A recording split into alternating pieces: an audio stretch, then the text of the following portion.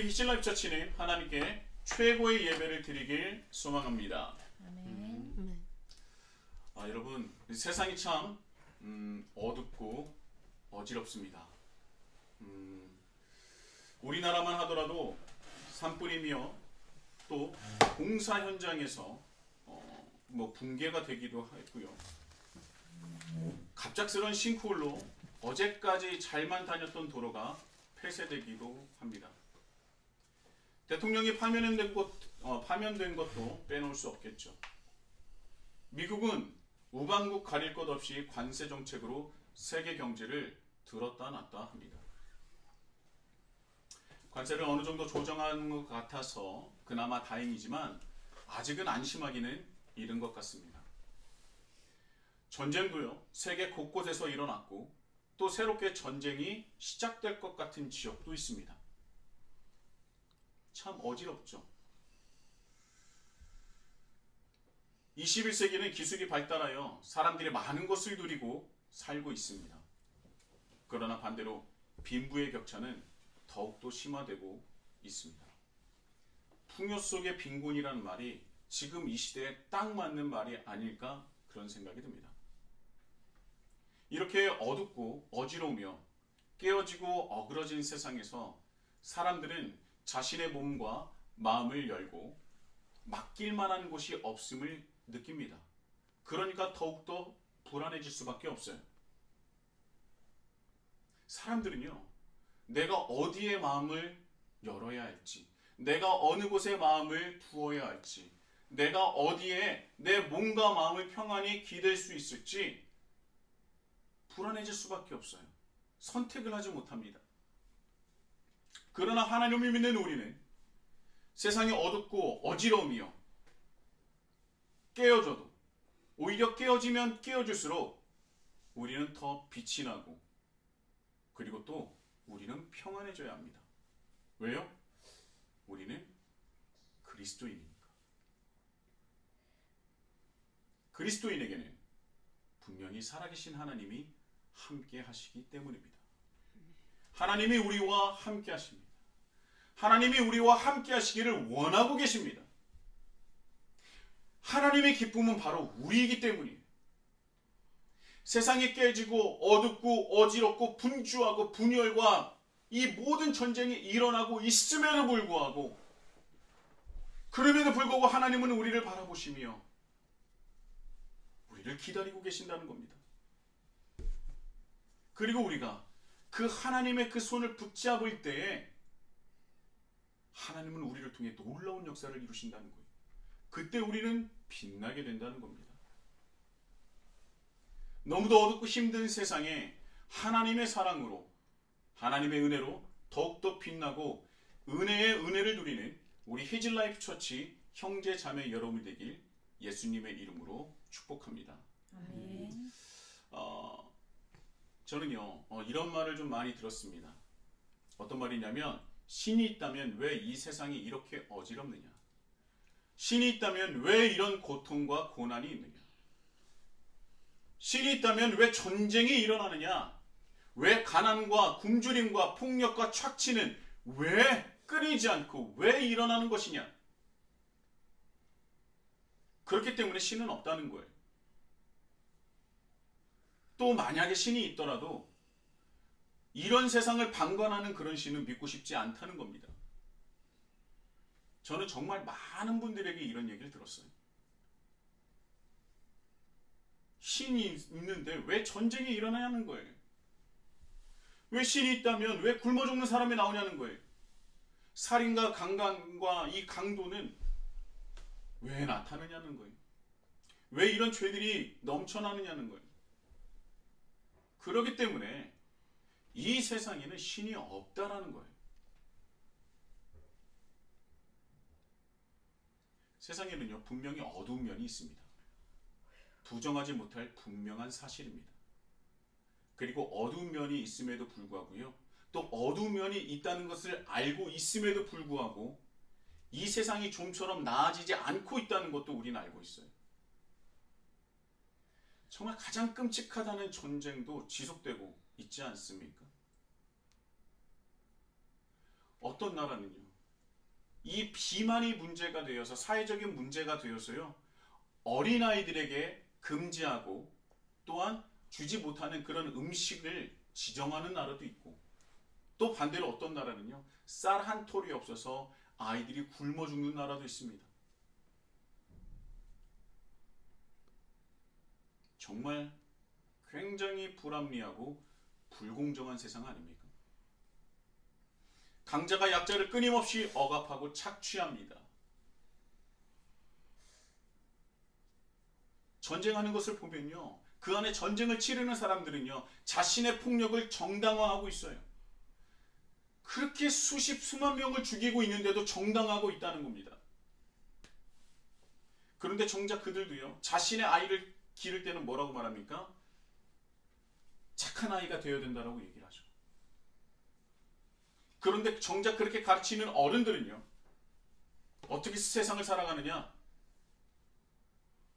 착하게 살면 세상이 자신을 만만하게 본다 그래요. 그래서 착하게 굴면 안 된다고 합니다.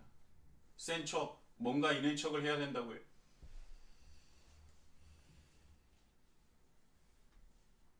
뭔가 다 어그러지고 깨어져 있습니다.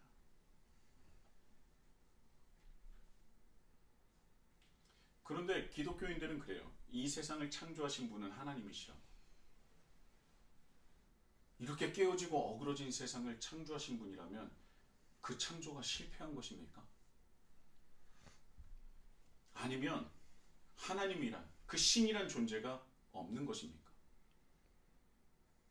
또 아니라면 신은 있지만 자신이 창조한 세계에 관심이 없는 것입니까? 근데 성경은 이렇게 말하고 있어요. 하나님의 세상을 창조하셨을 때 창조물을 보시면서 보시기에 좋았다라고 말씀하셨습니다. 그리고 창조를 다 마치신 뒤에 모든 것을 보시고 심히 좋았다라고 말씀하셨어요. 여러분, 원래요. 하나님께서 창조하셨던 세계는 하나님 보시기에도 참 좋은 세상이었습니다. 에덴 동산이죠.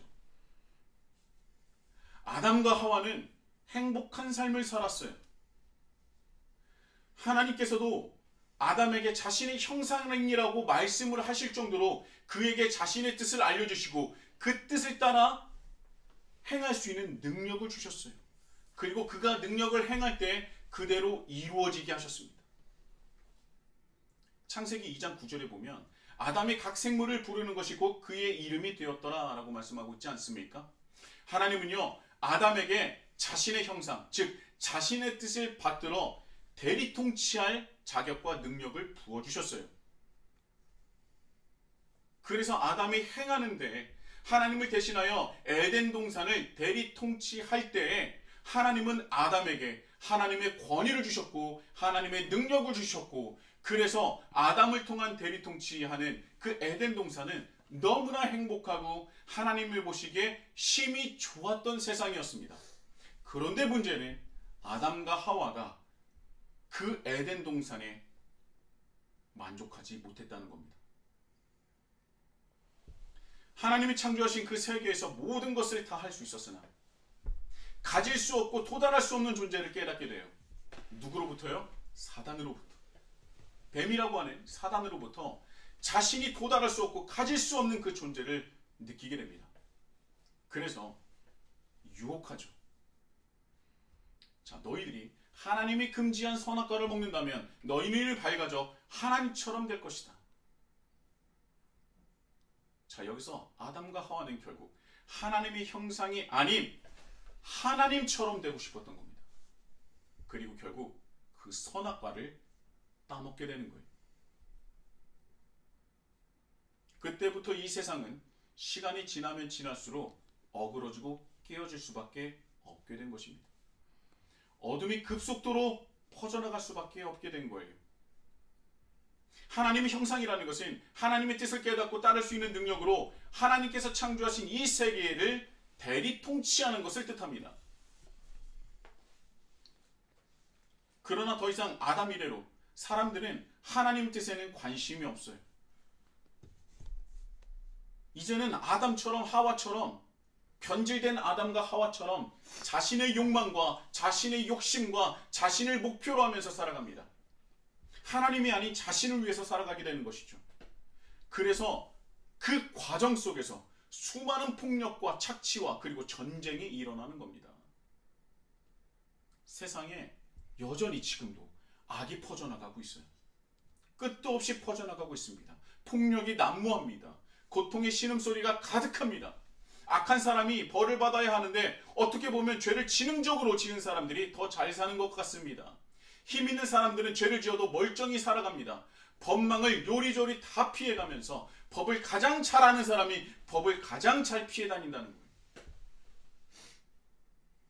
정의가 사라졌고 정의가 구부러진 것 같습니다. 끔찍한 범죄도 늘어나고 있습니다. 강력 범죄가 늘어나고 있죠. 사람의 탈을 쓰고 어떻게 저런 범죄를 할 수 있지? 그래서요, 저 목사지만 이 세상에서 일어나는 일들이 정말 이해가 안 갈 때가 있다는 겁니다. 와, 정말 이건 아니지 않나? 정말 말도 안 되는 일들이 이렇게 일어나니까 도대체 무엇이 정의이고 무엇이 법이며 무엇이 옳은 것인지 때로는 판단하기가 어려울 때가 있어요. 악해도 너무나 악한 시대죠. 그래서 이런 생각이 당연히 드는 겁니다. 왜 신이 있다면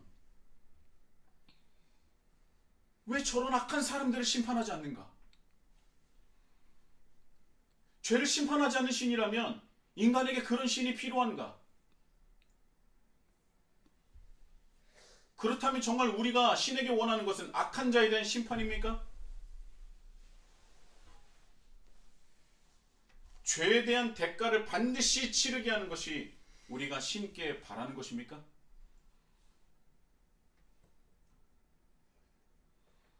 그런데요, 저는 여기서도 이중적인, 사람의 참 이중적인 모습을 봅니다.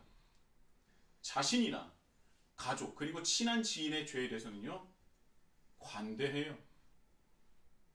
그럴 수도 있지. 분명히 그럴 만한 이유가 있었을 거야. 얼마나 힘들었으면, 오죽했으면 저랬을까. 피해자를 생각하지 않고 가해자를 두둔하기도 합니다. 그런데 반대로 자신이 피해자가 된다면 말해서 뭐합니까?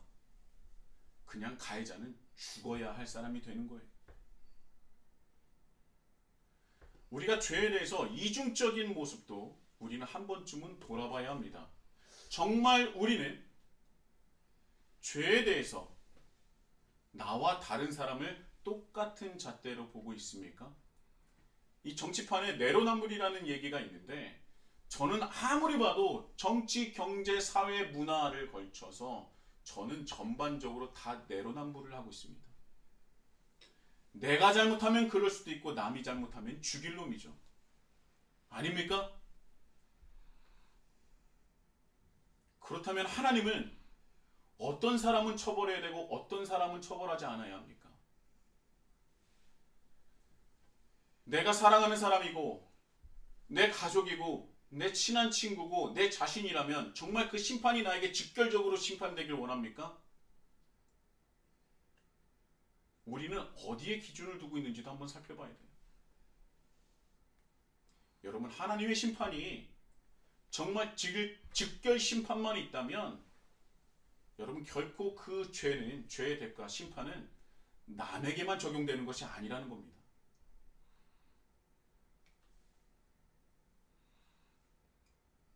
저는 분명히 인정하는 부분도 있어요. 이 세상의 정의는 찾아보기가 참 어렵습니다. 힘이 곧 정의고 힘이 곧 법이다. 그렇기 때문에 죄에 대한 심판도 죄의 대가를 치르게 하는 것도 마음에 들지 않습니다. 힘과 권력과 많은 것들을 가진 사람들은요, 실제로 법에 대해서 벌을 덜 받아요.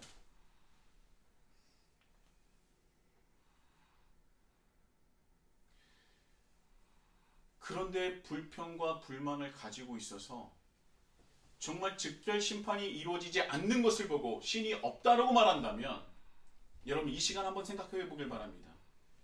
이 죄에 대해서 한번 생각해 봐야 되는데요.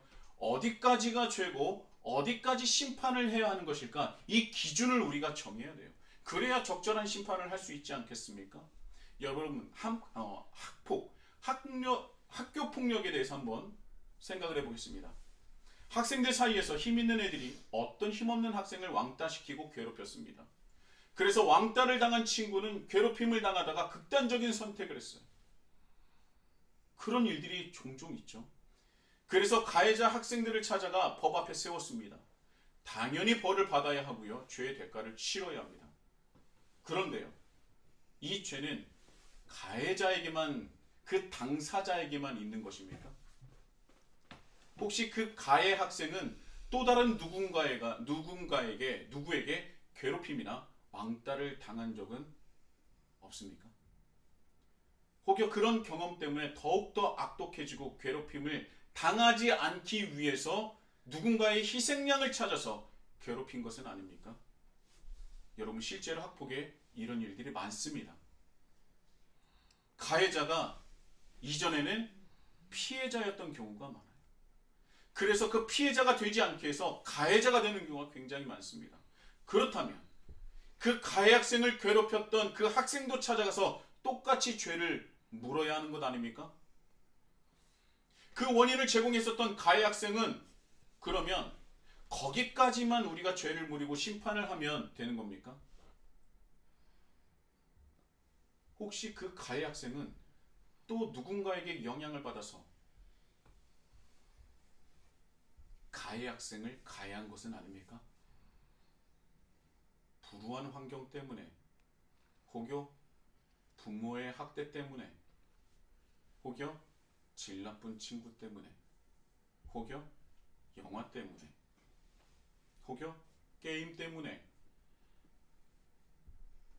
전적인 책임이 한쪽에 있는 것이 아니라 약간의 조금씩 영향을 줬다면 우린 어디까지 심판해야 되고 어디까지 죄를 물어야 합니까?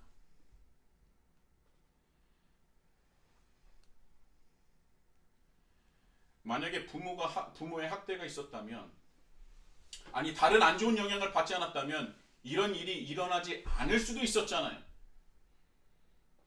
그런데 그런 일이 일어났고 여기저기서 우리가 알 수도 없는 수많은 영향을 받아서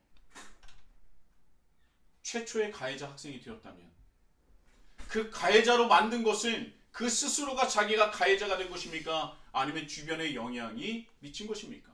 그럼 이 영향을 미쳤다면 우리는 어디까지 심판해야 되고 어디까지 죄의 대가를 물어야 됩니까? 우리는 모르지만 하나님은 알고 계시지 않겠습니까?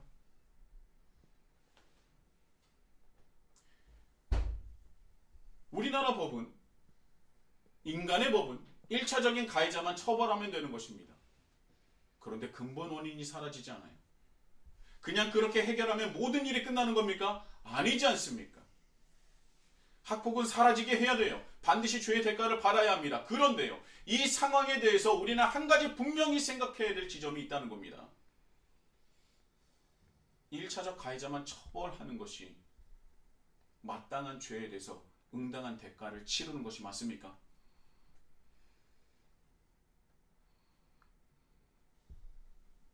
그 원인을 해결해야 되는 거 아니에요?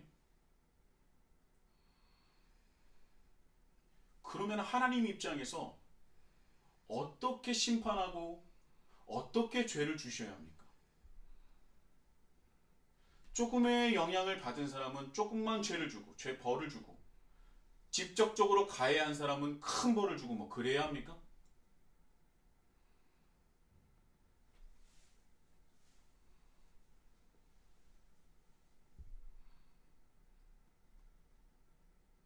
또 1차 가해했었던, 맨 첫 번째 가해했었던 학생에게 수많은 영향을 주었었던 그 부모가 있다면, 친구가 있다면 또 그 사람은 누구에게 영향을 받은 겁니까?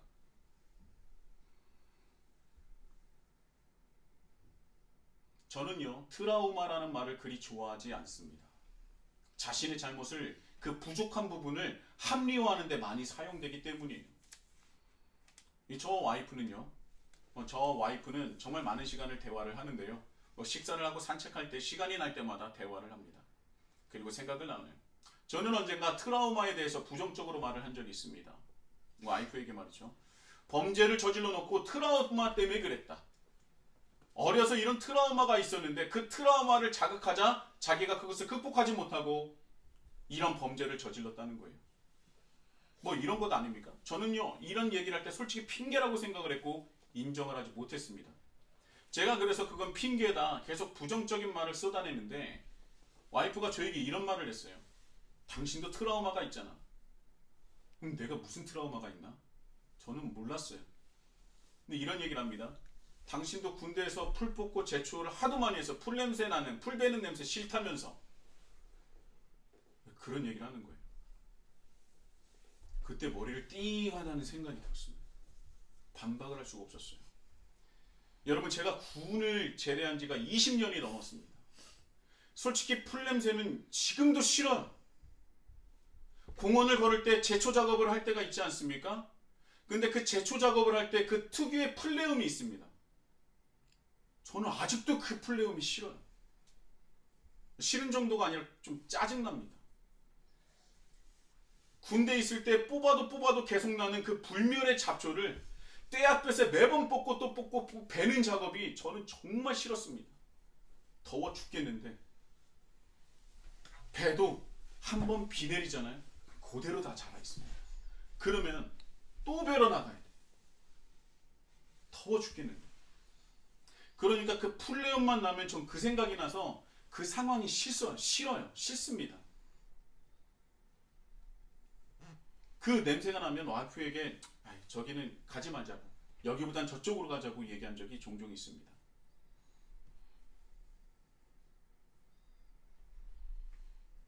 제가 이런 말을 하니까 또 갑자기 그 풀레음이 생각이 나면서 기분이 별로 안 좋아집니다.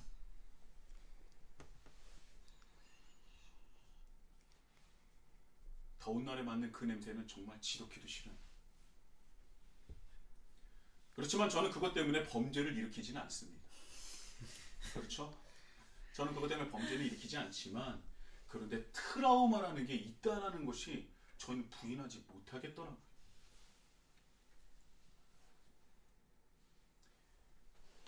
트라우마를 겪는 사람이 많습니다.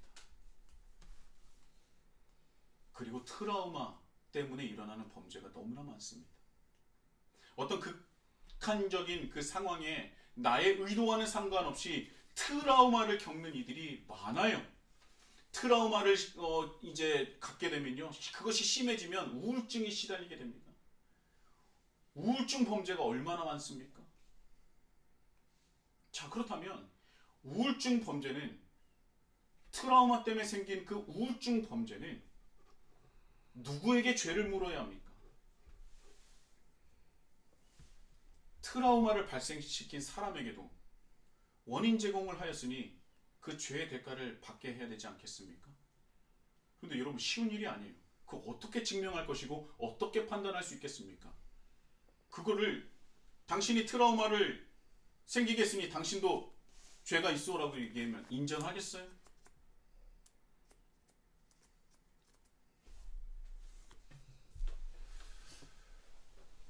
여러분, 한번 이것도 한번 생각해 보십시오. 우리가, 여러분이 아무 생각 없이 던진 한마디가 내 친구나 가족에게 큰 상처를 주신 적은 없습니까?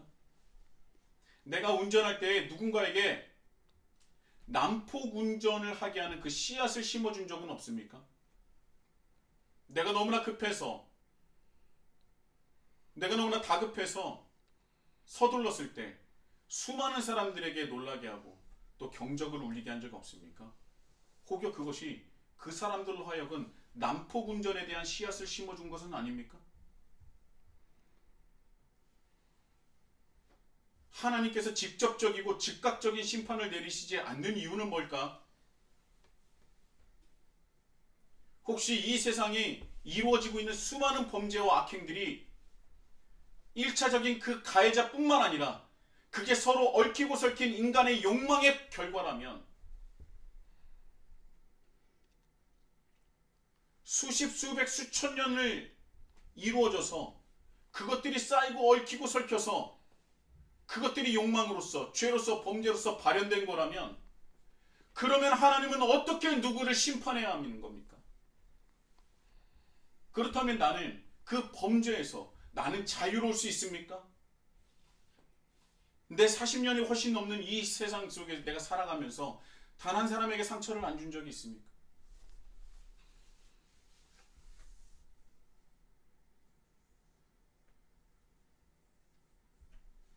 내가 아무 생각 없이 던진 한마디가 나비 효과로 어떤 일이 일어날지 아무도 모르는 거예요.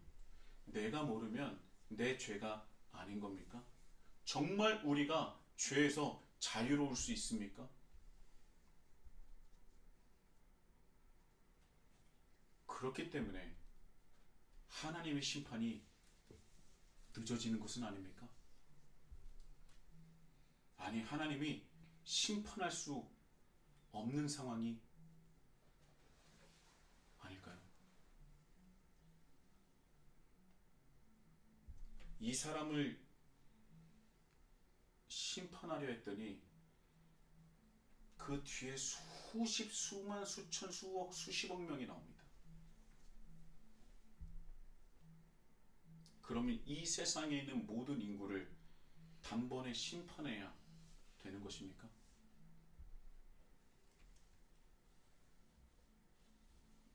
하나님의 법과 인간의 법이 다른 겁니다. 우리가 정한 법은 1차 가해자를 죄를 형벌을 내리고 조치하면 됩니다. 그러나 하나님이 보시는 이 세상의 죄는 그렇게 간단하지가 않습니다.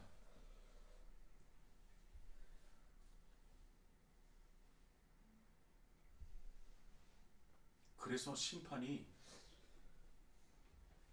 늦어지고 때로는 지켜보시는 것 아니겠습니까?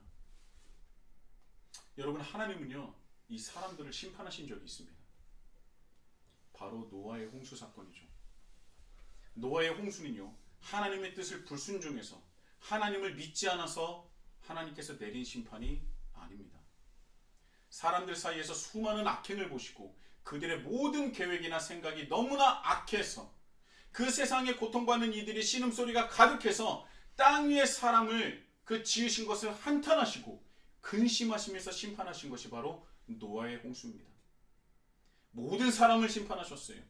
그런데요, 단번에 심판하신 것이 아니라 방주를 짓는 120년 동안 그들이 돌이킬 기회를 주셨습니다. 그러나 그들이 악행을 거두지 않고 끊임없이 부패하며 악행을 더했기 때문에 결국 심판을 받게 된 거예요. 그리고 그 이후에 하나님께서 약속하셨습니다. 내가 다시는 사람으로 말미암아 땅을 저주하지 아니하리니 이는 사람의 마음이 계획하는 바가 어려서부터 악함이라. 내가 전에 행한 것 같이 모든 생물을 다시 멸하지 않겠다라고 말씀하셨습니다. 그리고 내가 나와 너희와 및 너희와 함께하는 모든 생물 사이에 대대로 영원히 세우는 언약의 증거를 세우겠다. 그것이 무엇입니까? 무지개.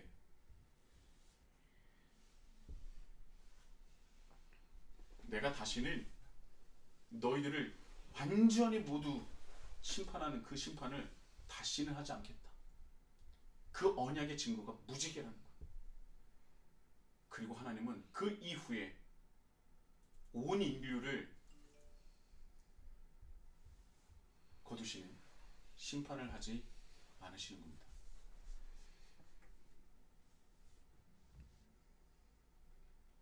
하나님께서 노아의 홍수로 심판하신 뒤 우리를 멸하시 심판을 하시지 않겠다고 우리에게 약속을 하셨어요.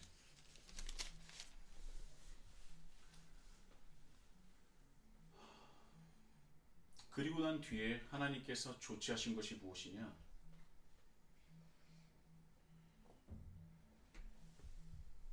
조치하신 것이 바로 한 민족을 세우셔서 어려서부터 악한 인간을 하나님께로 돌아오게 할 역사를 시작하셨습니다.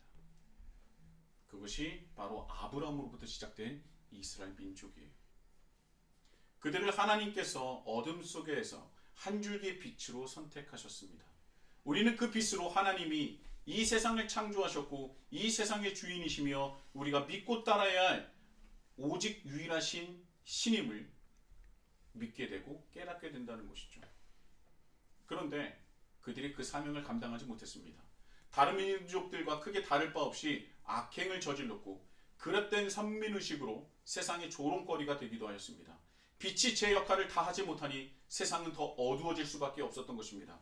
그래서 결국 어떻게 되느냐? 빛이신 예수님께서 이 땅에 오실 수밖에 없었던 것이죠.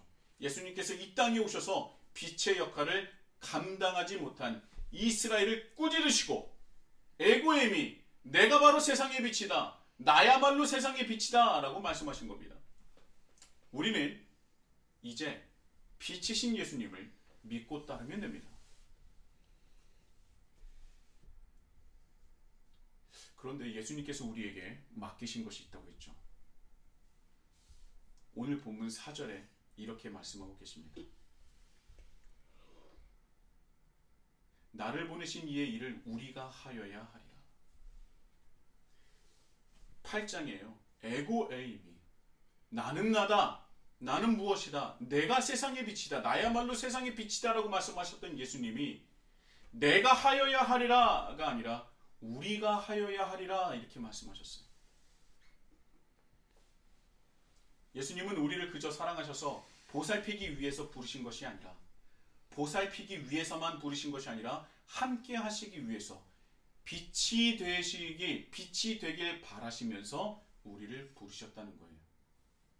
예수님께서 세상에 있을 때는 유일한 빛이셨지만 예수님께서 승천하신 뒤 이 세상의 빛은 바로 예수님을 믿고 따르는 우리라는 것입니다. 여러분, 지금 우리가 살아가는 이 세상이 너무나 어둡습니까? 죄가 만연합니까? 악이 창궐합니까? 정의가 사라졌습니까? 그렇다면 이제 우리가 빛이 되어 세상을 밝혀야 합니다. 무너진 정의를 다시 세워야 합니다. 악을 선으로 이겨야 합니다. 악은 악으로 되받아칠 때 더욱더 강해지고 강해지는 거예요. 악을 이기는 것은 강력한 힘 따위가 아니라 오직 예수님께서 가르쳐 주신 그 말씀, 즉 복음이요 선한 행실이라는 겁니다. 우리가 이 악한 시대에 편승하는 것이 아니라 우리는 말씀대로 살아가야 한다는 것입니다. 예수님께서 걸으셨던 그 길을 걸어야 한다는 거예요. 그 길은 자기를 부인하고 자기 십자가를 지는 것입니다. 이번 주는요, 고난주간입니다. 예수님께서 가진 고난과 고문을 당하시고 핍박을 당하시고 갈보리 언덕을 올라가시는 그 한 주입니다. 예수님께서 그 길을 걸으셨기 때문에 이 세상이 빛을 보게 되었고 하나님 나라가 시작된 것입니다. 그리고 예수님은 우리를 따라오라 말씀하시는 것이죠. 이 한 주가 하나님께서 원하시고 기뻐하실 만한 그 길을 걷는 고난이 아닌 기쁨의 길을 걷는 우리 히즈라이프 처치가 되시길 예수님의 이름으로 축복합니다. 아멘. 우리를 믿는 우리 그리스도인은요, 세상이 악하다라고 끝나고 악하다 하며 끝나고 그냥 입을 닫는 존재가 아니라 세상이 악하기에 우리가 빛의 자녀로서 신앙의 길을 걸어야 한다는, 그리고 그 길을 걷고 그 세상을 변화시키는 하나님과 동행하는 사람이 되어야 한다는 것입니다. 그 길이 우리의 길이요, 우리의 신앙의 길이요, 우리가 걸어야 할 인생의 길인 것입니다. 그 길을 걸으실 때 빛이신 하나님의 놀라우신 은혜와 사랑이 우리 안에 가득 열매로서 맺히길 소망합니다. 우리 다 같이 찬양하시겠습니다.